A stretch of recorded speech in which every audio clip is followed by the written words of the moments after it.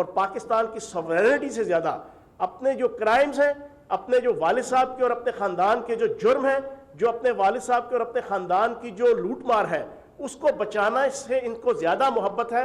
लेकिन अपनी सोहनी धरती पाकिस्तान से इन्हें मोहब्बत नहीं है। और आखिरी बात आपके कह के जनाब आपसे इजाज़त चाहेंगे, उसके बाद सवाल जवाब होगी कि जनाब जितना मर्जी आप उछल कूद कर लें, सरदार उस्मान बुज़दार साहब भी यहाँ पर मौजूद, अल्लाह पाक के करम से 2 साल बड़े एहसन तरीके से उन्होंने अदा किए। आज मैंने सोशल मीडिया पे एक ट्रेंड जना एक हैशटैग स्टार्ट किया, जनाब उस्मान बुज़दार साहब के बेमिसाल 2 सालों के हवाले से नंबर 1 ट्रेंड बना है आज जो है वो पूरे पाकिस्तान में ट्विटर के ऊपर। क्यों?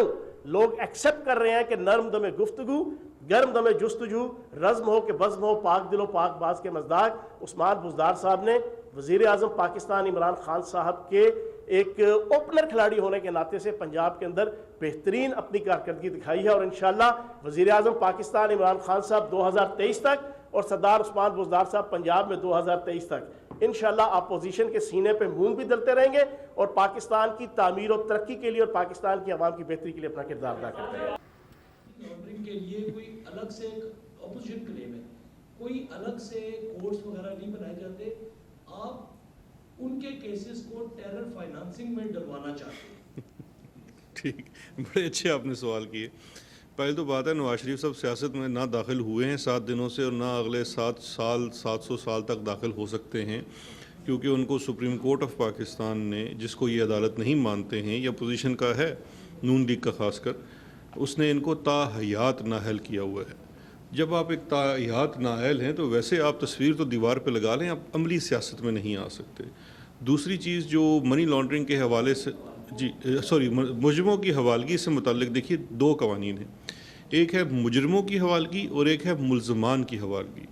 मुजरिमों की हवालगी का मुआहदा पाकिस्तान और बरतानिया के दरमियान मौजूद है, लेकिन इनका केस बहुत डिफरेंट है।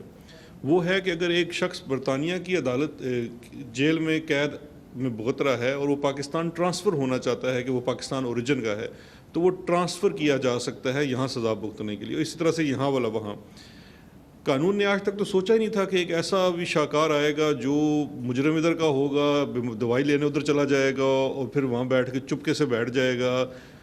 कानून वहाँ तक अभी नहीं पहुँचा था, तो उसके लिए हमें कोई स्पेशल मुआहदा करना पड़ेगा। लेकिन नहीं वो मैं मजाक के तौर पे कर रहा हूँ। लेकिन देखिए जो कन्विक्टेड आदमी है उनका स्टेटस ऐसे ही है कि जैसे एक शख्स जेल तोड़ के भाग गया किसी दूसरे मुल्क में। अब वो जहाँ बैठा हुआ है तो उसके ऊपर इंटरनेशनल कानून भी यही है, डोमेस्टिक कानून भी ये है कि एक तो होता है मुल्ज़म पे अभी जुर्म साबित नहीं हुआ, जैसे कि इसहाक डार है, उसके लिए एक पूरा प्रोसेस फॉलो किया जाएगा। मुजरम के ऊपर तो जहाँ मिले जैसे मिले पकड़ के हवाला पुलिस कर दिया जाए, ये पूरी दुनिया का कानून है, इसके अंदर कोई वो चीज़ नहीं है। नैब ने परसू करना है क्योंकि मेन इदारा वो है जिसका मुजरिम है इंटरनेशनली।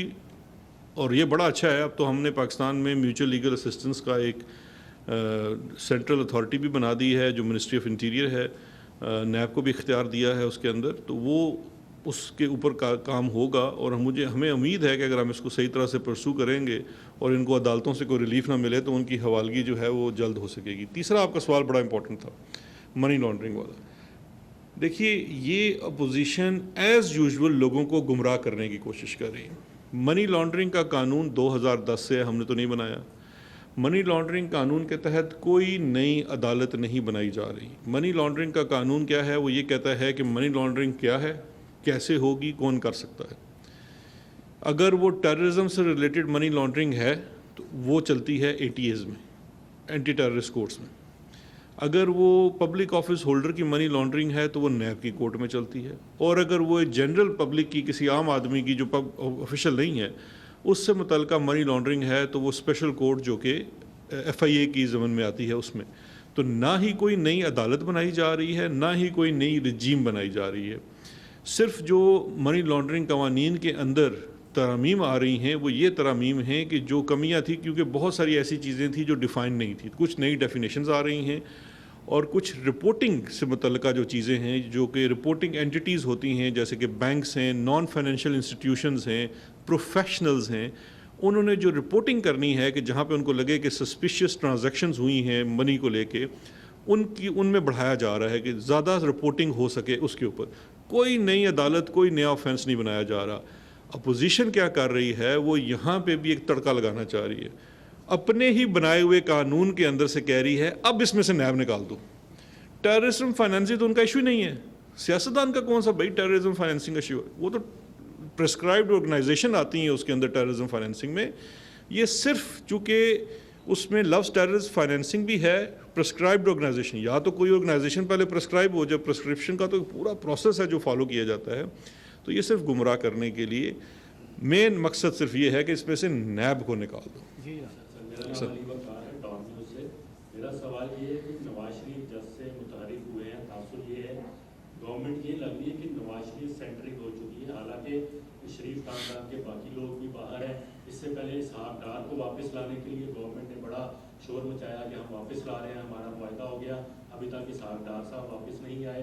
तो दूसरा मेरा सवाल, जो नैब के बाहर सारा वाकया पेश आया पुलिस और लीगी कारकुनान के दरमियान तसादुम का, और एक जो बयानिया सामने आया कि मरियम नवाज पर फायरिंग हुई है उनकी गाड़ी पर, तो गवर्नमेंट ने अब तक क्या तहकीकात की है कि वाकई की फायरिंग हुई थी या नहीं हुई थी, और कब तक आप अदालत में जा रहे हैं या कोई कानूनी चारा जो शुरू कर रहे हैं नवाज शरीफ और उनके बाकी लोगों को वापस लाने? देखिए, दो चीज़ें हैं। एक तो जो बार बार कहा जा रहा है कि नवाज शरीफ मुतरक हो गए, तो मुतरक अभी तक सिर्फ ऑक्सफोर्ड स्ट्रीट पे हुए हैं, हो सकता है वेजवे रोड पे भी चले जाएं, लेकिन इससे ज़्यादा तो उनकी तहरीक मुझे नज़र नहीं आ रही नवाज शरीफ की हद तक। दूसरी जो उनकी साहबजादी हैं वो ट्विटर के ऊपर मुतहरक हुई हैं। मैं सोशल मीडिया का बड़ा कायल हूँ, बड़ा फ़ैन हूँ, पीटीआई तो बड़ी ज़्यादा मुतहरक है सोशल मीडिया के ऊपर, लेकिन सोशल मीडिया स्पेशली ट्विटर के ऊपर मैं एक बात कहना चाहूँगा, अगर जान के मान पाऊँ तो ये ड्राइंग रूम सियासत होती है कि आपने 2 ट्वीटें डाली, उसके बाद आराम से अपने घर की। अगर आपने इतनी सियासत करनी है तो निकले आवाम के अंदर। उस दिन भी आप पथराव करने के लिए पत्थर लेके आए, अपनी गाड़ियों को बिल्कुल लेस करके आए, सारी आप लोगों ने रिपोर्टिंग की, हमें तो कुछ करना ही नहीं पड़ा। अल्लाह के फजल से मीडिया इतना अच्छा हो गया है, जो बंदा बुरा करता है पकड़ा जाता है। हम भी कुछ करेंगे, हम भी पकड़े जाएंगे। वो खुद अपनी गाड़ी में वटे लेके आए थे और वो फड़े गए, तो उसमें तो हमें कुछ करने की ज़रूरत नहीं है। जहाँ तक देखिए, अब 2 चीज़ें हैं। अगर ये होता नवाज शरीफ खादमे आला का दौर, तो यहाँ पे चलती इंतकाम की सियासत कि हम इनके उन मज़लूम कारकुनों को, मैं उनको मज़लूम कहता हूँ, उन मज़लूम कारकुनों को डाल दिया जाता महीने महीने के लिए अंदर, उनके बुरा हाल कर दिया जाता, किसी को मियाँ वाली बेचते, किसी को बहावल नगर बेचते, किसी वो एक चीज़ थी, उसको एक प्रोसेस हुआ, 24-36 घंटों में लोग रिलीज़ भी हो गए जो सियासी कारकुन थे। क्योंकि मैं ज़ाती तौर पे, ये कोई हुकूमती राय नहीं, लेकिन मैं ज़ाती तौर पे समझता हूँ कि मुस्लिम लीग नून का एक आम कारकुन जो है, जो इस मुल्क का शहरी है, वो बेचारा उस गुमराह है अपनी लीडरशिप से, क्योंकि लीडरशिप उसको हकाइक नहीं बताती है। लीडरशिप ने उसको पत्थर दे के आज से 15 साल पहले भी ले गए थे सुप्रीम कोर्ट के ऊपर हमला करने के लिए, 15 साल बाद आप एक और इदारे के ऊपर हमला करने के लिए ले गए, चाहे वो सुप्रीम कोर्ट का इदारा था या नैब का इदारा है। ये सरकारी इदारे हैं, ये किसी कानून के तहत बने हुए, इनका एहतराम बड़ा है। जहाँ तक आप इन्वेस्टिगेशन की बात कह रहे हैं, तो पुलिस अप्रोप्रिएट फोरम है, हुकूमत किसी चीज़ को लीड नहीं करती। हमने अदारों को पूरी आज़ादी दी हुई है, उसमें नैब ने भी इनके ऊपर एक इस्तगासा किया हुआ है, उधर वीडियो फुटेजेस भी मौजूद हैं सारी।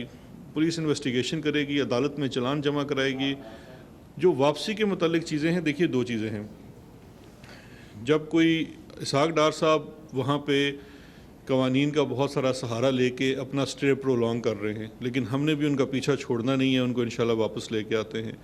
उनकी वापसी के लिए MOU हुआ है, और उसको अब वहाँ की कोर्ट्स में, क्योंकि कोरोना की वजह से बहुत ज़्यादा डिले आया है, वहाँ की कोर्ट्स में मुकदमा चलना है उनकी वापसी का। जब एक्सट्रेडिशन की रिक्वेस्ट जाती है और गवर्नमेंट एग्री कर जाती है, तो उसको फिर वहाँ की अदालत में से उसको अटैक कराया जाता है।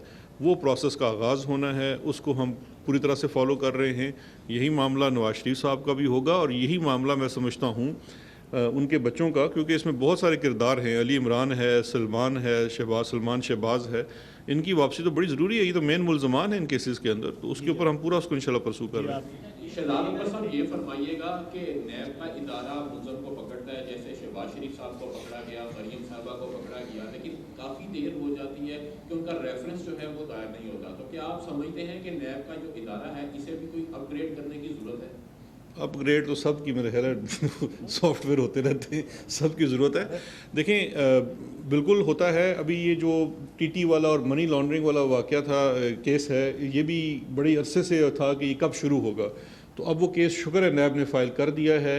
मैंने खुद भी उसमें अप्लाई की हुई है कॉपीज़ के लिए कि मुझे भी कॉपीज़ मिले, ताकि क्योंकि नैब तो खुद इतना नहीं आके आवाम को बता सकता, मैं बताऊं। उसके अंदर सुना है कि 70-80 वॉल्यूम्स हैं उसके अंदर, तो उन वॉल्यूम्स की भी तो आके आपको बतानी है कि इस वॉल्यूम्स के अंदर लिखा क्या हुआ है, इन्होंने किया क्या है, इनके करतूत और कारनामे क्या हैं। हमारा तो इसमें मैं बारहा कह चुका हूँ कि डे टू डे हेयरिंग करें इसमें सबसे, और ये दोनों के लिए अच्छा है, नैब के लिए भी अच्छा है और जिसके ऊपर इल्ज़ाम लगा हुआ है, क्योंकि जब तक आप साबित नहीं हो जाता इल्ज़ाम है, आपके लिए भी अच्छा है। आप खुद अपने आप को पेश करें। शहबाज शरीफ साहब आजकल फारिग ही हैं, असम्बली तो आते जाते नहीं हैं।